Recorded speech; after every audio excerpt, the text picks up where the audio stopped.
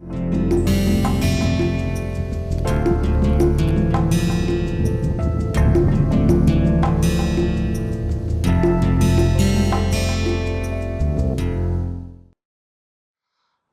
to the next lecture on stress concentration and notch sensitivity. Let's get into the experimentation method of determining stress concentration. The experimental method, we will try to use photoelasticity technique.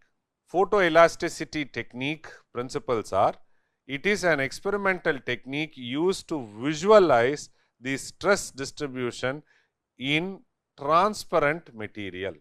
They try to take a transparent material. When you try to apply load, you will try to see varying color, the light gets diffracted. A model of the component is made with a birefringent material which exhibits different refractive index under different state of stress. So, this is a protractor cum scale. You try to press the plastic one, when the light passes, you try to see the color change. The process: model is subjected to a loading and polarized light is passed through it. Stress induced optical changes create a pattern of the fringes that represents the line of equal stress, which is called as isochromatic fringes. This application, by analyzing the fringe pattern, the stress concentration factor can be determined by comparing the stress at the disconnects to the nominal stress. Suppose you want to do it on steel, you will not be able to visualize it on steel. So, what we do is we try to make a model on plastic, and we do not put 100% of the load. We have a scaled down version of the load, press it and then try to figure out where all are the fringe patterns. Okay. So, we try to use a polarized light. The light passes through it. Wherever there is a stress induced optical change, a pattern of fringes generated. The other way of finding out the stress concentration is by using strain gauge. We have already studied about strain gauge.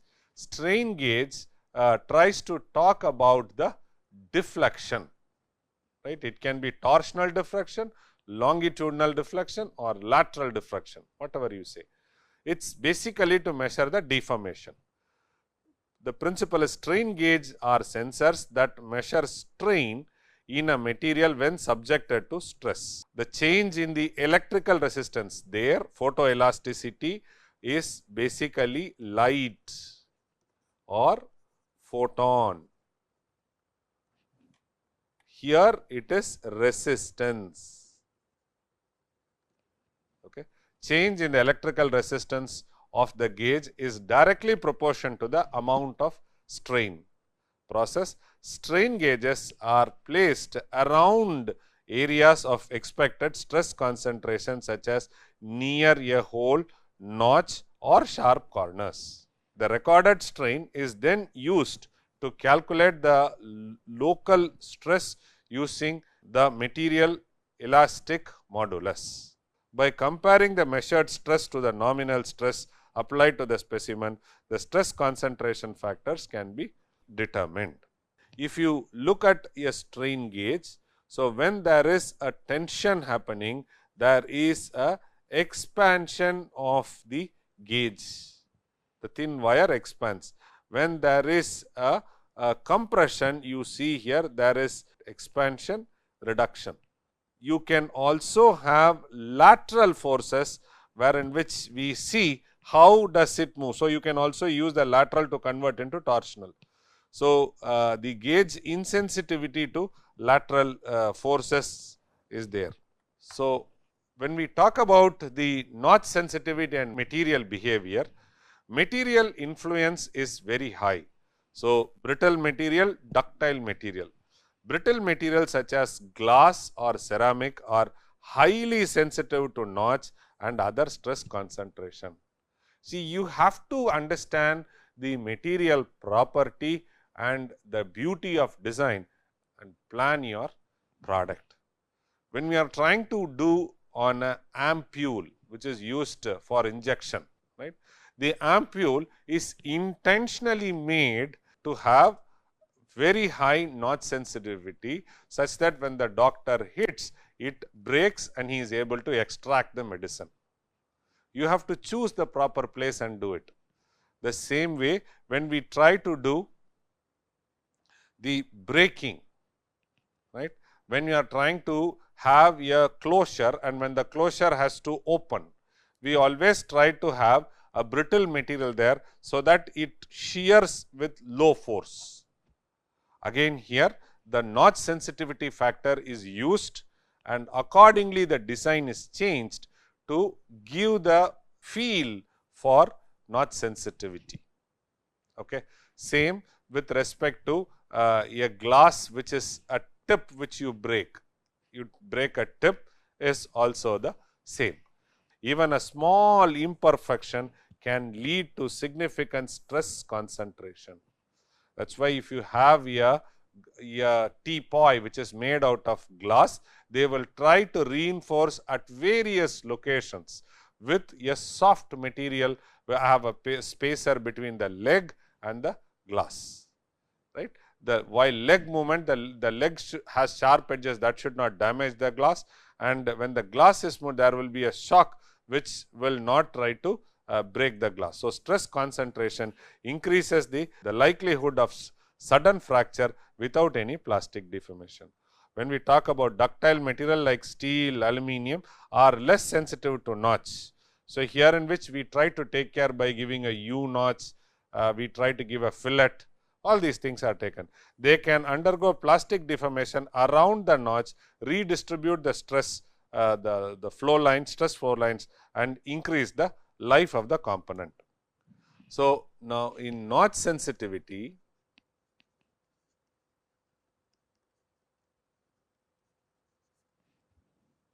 we have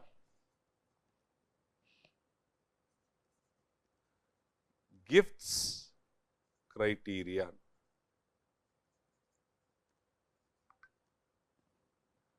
So, this is a concept from fracture mechanics, which describes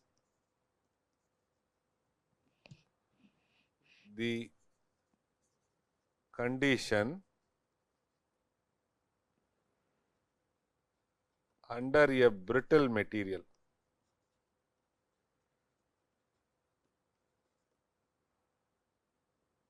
which will fail due to the crack propagation.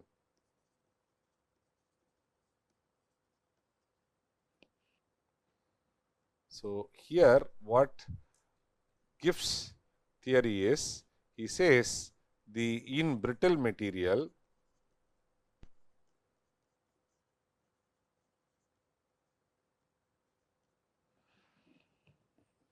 the crack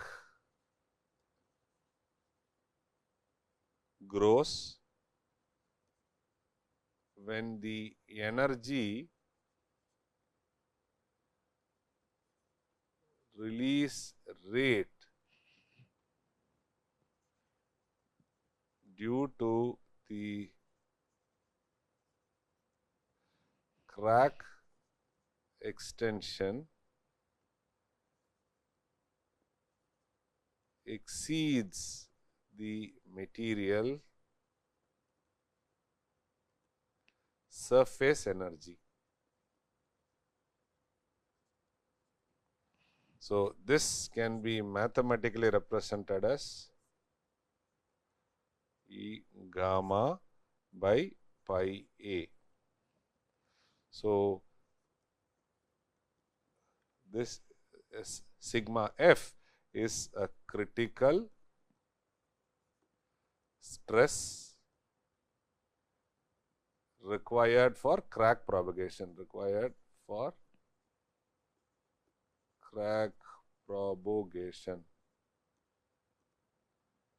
If you have E, which is the modulus of elasticity.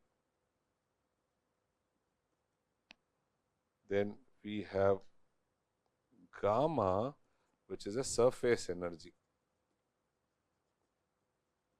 Surface energy for material to material, it also changes when A is the crack length. So, through this formula, you are able to figure out what is the critical stress required for a crack growth. So, what are the relations to notch sensitivity?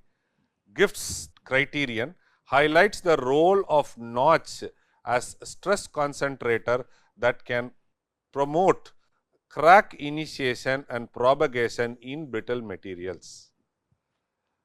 This concept underscores the importance of understanding and managing notch sensitivity in material, particularly in brittle material. The notch sensitivity factor Q quantifies how sensitive a material is to the presence of a notch or a geometric discontinuity. It is a measure of how much actual stress concentration factor Kt deviates from the theoretical value of the given material property. So, here what we are trying to talk about is the relationship between Q, Kt and what is the deviation. The derivation of the notch sensitivity factor involves both the theory of elasticity and fracture mechanics. So, the notch sensitivity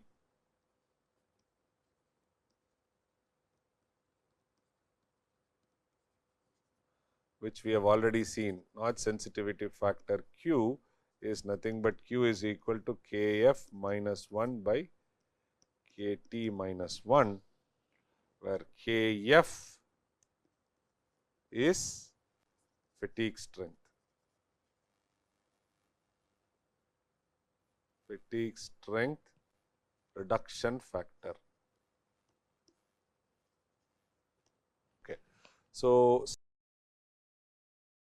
step by step derivation. First, we try to do the stress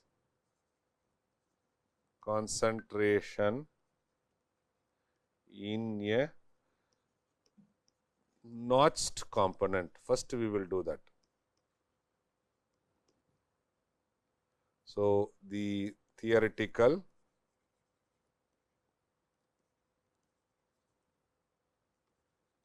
stress concentration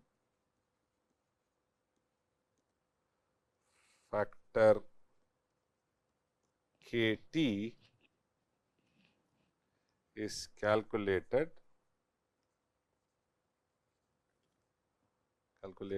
based on the geometry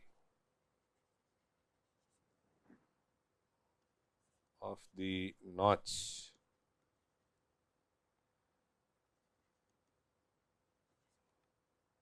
using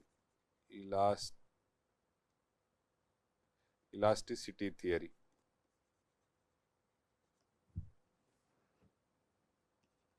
Assuming no yield of the material, no yielding of material.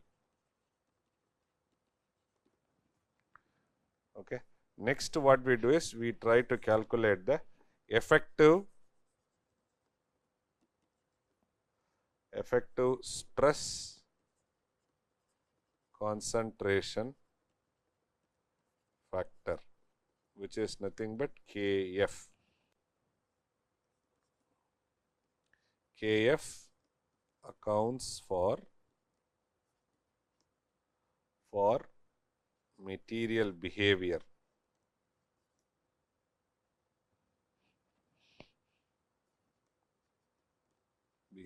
And Kf is defined as sigma max by sigma nominal.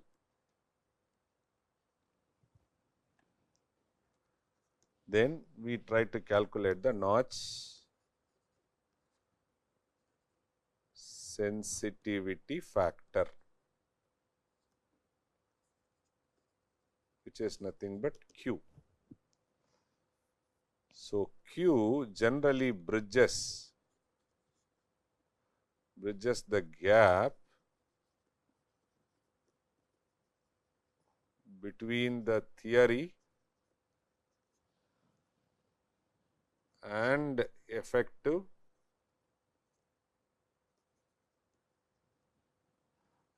stress concentration factor.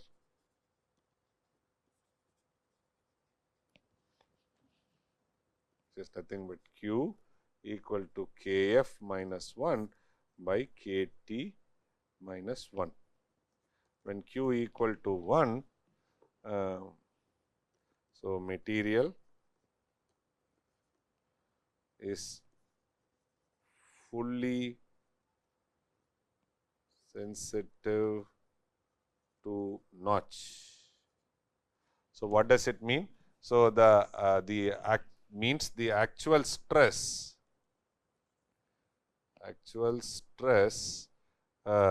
concentration is equal to theoretical prediction. When Q equal to 0, material is non-sensitive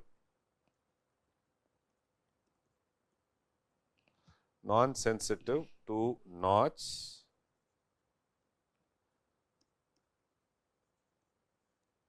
implying no increase in stress due to notch.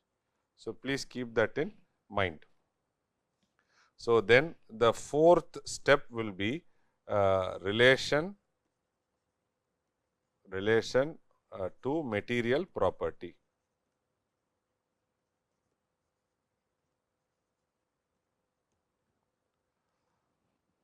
So relation to material property, notch sensitivity factor Q, we will try to see Q, how does it influence material ductility. Material ductility, toughness and grain size. So that's what we see from here. Then final expression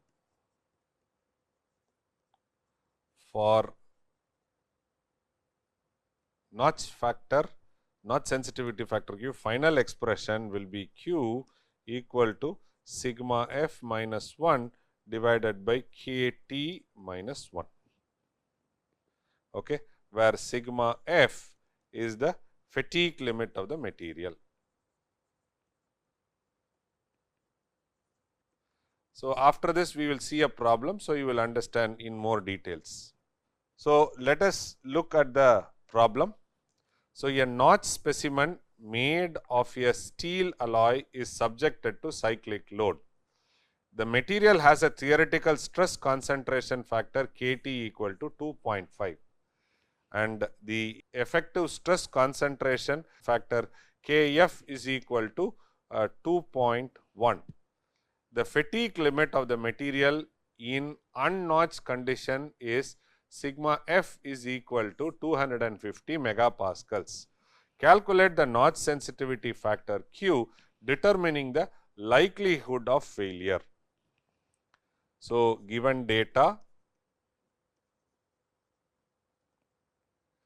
Kt equal to 2.5, Kf equal to 2.1 and fatigue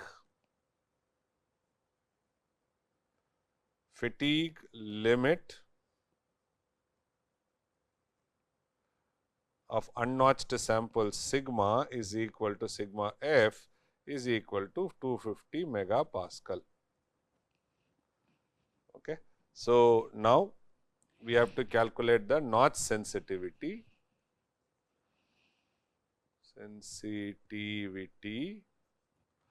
Which is Q equal to Kf minus 1 by Kt minus 1, which is 2.1 minus 1 divided by 2.5 minus 1, which is equal to 0.733.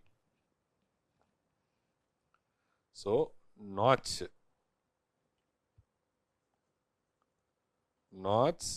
sensitivity factor will be equal to 0.733. So, when we look at this interpretation and likelihood of failure, the notch sensitivity Q is equal to 0.733, which indicates the material is moderately sensitive to the notch.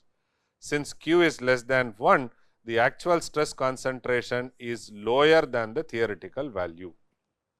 However, the presence of this notch still significantly increases the stress in the material and under cyclic load could lead to early failure. Assessing the risk factor, the likelihood of the failure depends on the applied stress load relative to the material fatigue limits. If the maximum stress experienced by the material exceeds the fatigue limit of the given material, it likely fails. So, to predict the failure, sigma max equal to Kf into sigma nominal. If sigma max is greater than sigma f, the material is at a risk to failure. So, now we are moving into fatigue, cyclic loading. The stress concentration and fatigue. Impact of stress concentration on fatigue life. The stress concentration refers to the localized increase in stress in a material due to geometric discontinuity such as notch, hole or grooves. These discontinuities causes a stress to exceed the nominal value, creates the regions where the material is more susceptible to failure. When the material is subjected to repetitive or fluctuating load, the fatigue becomes a primary concern. Fatigue plus the notch. The stress concentration exaggerates the fatigue process by significantly reducing the number of cycles of the material can withstand before failure. The presence of notch or other stress concentration can lead to early crack propagation. So, modification of SN curve due to stress concentration and notch sensitivity, this is D and this is the D whatever we are done. So, now we have created a notch, we are trying to see the SN response. Effect of stress concentration, the presence of stress concentration such as a notch modifies a typical SN curve. This results in lowering the fatigue life and steeper SN curves are seen. The notch sensitive, the notch which is done. The notch sensitive factor Q affects how much the SN factor is modified by the presence of the notch. So, you can do an experiment without a notch, then with a notch and then try to see what is the response, how is the notch sensitivity factor working. Adjusting SN curve is very important when we are trying to do a notch. Modifying SN curve can be obtained by considering the effective stress concentration factor K, F, which accounts for both the theoretical stress concentration factor KT and the material notch sensitivity. If you take KF, this will try to adjust SN. So, what are the practical implications for the stress concentration and fatigue? During design, the engineer must take into account for stress concentration, notch factor sensitivity when designing components expect to undergo cyclic load. By understanding and applying the correct stress concentration factors, the SN curve is modified. So, modified SN curve value gives you the correct response. Earlier, you remember in bearing we were trying to look at SN curve, stress versus number of cycles. There used to be a different curve response. Now, you add stress concentration to it and see the modified one. So, lot of places this is very much used. The impact of stress concentration on fatigue life is critical in components such as gears, shafts, crankshafts, or aircraft structures where failure due to fatigue can be catastrophic. Let's now try to solve a simple problem. A steel component with a circular notch has a nominal stress of sigma nominal equal to 150 megapascal under a cyclic load. The theoretical stress concentration factor Kt is equal to 3. The material has a fatigue failure sigma F is this. The notch sensitivity factor Q is also given. Now, you are trying to predict what is the fatigue life of the component using modified SN curve. So, what is given? Given is nominal stress sigma nominal equal to 150 megapascals. Then Kt is given as 3. Fatigue limit in unnotch is sigma F is equal to 250 MPa. Notch sensitivity is equal to 0.8. Okay. So, now let us calculate the effective stress concentration factor, which is Kf is equal to 1 plus Q into Kt minus 1. So, which is nothing but 1 plus 0.8 times 3 minus 1, which is equal to 2.6. So, Kf is 2.6. So, third point what we are doing, determine the actual maximum stress sigma max is equal to Kf into sigma nominal. So, sigma max is equal to Kf into sigma nominal, which is equal to 2.6 times into 150 MPa, which is equal to 300 MPa. Okay, it is 390 MPa, sorry. So, maximum stress sigma max equal to 390 MPa. Now, fourth, we have to compare sigma max with fatigue life, with fatigue limit. So, which is sigma notch F notch is equal to sigma F by Kf, which is 250 divided by 2.6, which is approximately, you can say, make it as 96.5 MPa. So, since sigma max equal to 300 MPa, which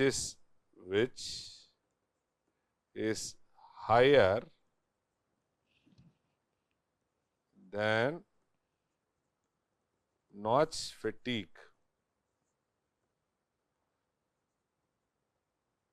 limit of 96.15 MPa, the component is expected to have a reduced life. So, what are the design strategies to minimize the stress concentration? We add fillets, we change geometry, we choose a proper material. In practice, gears, shafts, aircraft structures, they all use the design strategies to minimize the stress concentration. Let's look at simple case studies. Case study in stress concentration, here in which case study 1 analyzes the failed mechanical component, a connecting rod in an internal combustion engine. The connecting rod failed prematurely during operation. On analysis, it was figured out the fillet which was given was less. By giving proper rounding out between the rod and the cap, the performance of the component could be increased.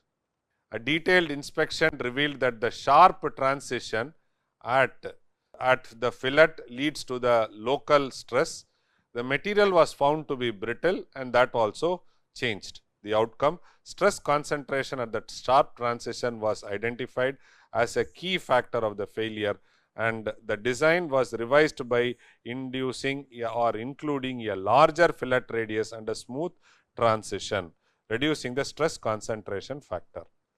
Let's take another example of a gear, a success story in redesigning to minimize the stress concentration. A shaft used in a high-speed gearbox. Issue is the original design featured sharp keyways.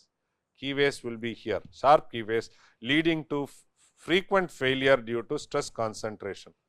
The keyway was redesigned and the stress concentration levels were brought down and the performance was enhanced. So, surface finishing process was introduced to eliminate sharp edges. The outcome, the redesigned shaft experienced significant lower down of the stress concentration. The service life of the component could be extended by 50%. To recap, what we saw in this lecture is we understood what is stress concentration, why is it important, the concept of notch sensitivity and its influence on the material behavior was discussed. The common cause for stress concentration in mechanical components were seen. The stress concentration impact on the fatigue life of material was also discussed. Describing the role of stress concentration factor KT was carried out. The GIFS criterion and how does it relate to notch sensitivity was covered. The essential to consider notch sensitivity in design components were seen. Then the notch sensitivity factor Q was calculated, and finally we saw case studies wherein which using the stress concentration redesigning the part for enhancing the performance was discussed. These are the references which are used in this lecture preparation. So, thank you very much.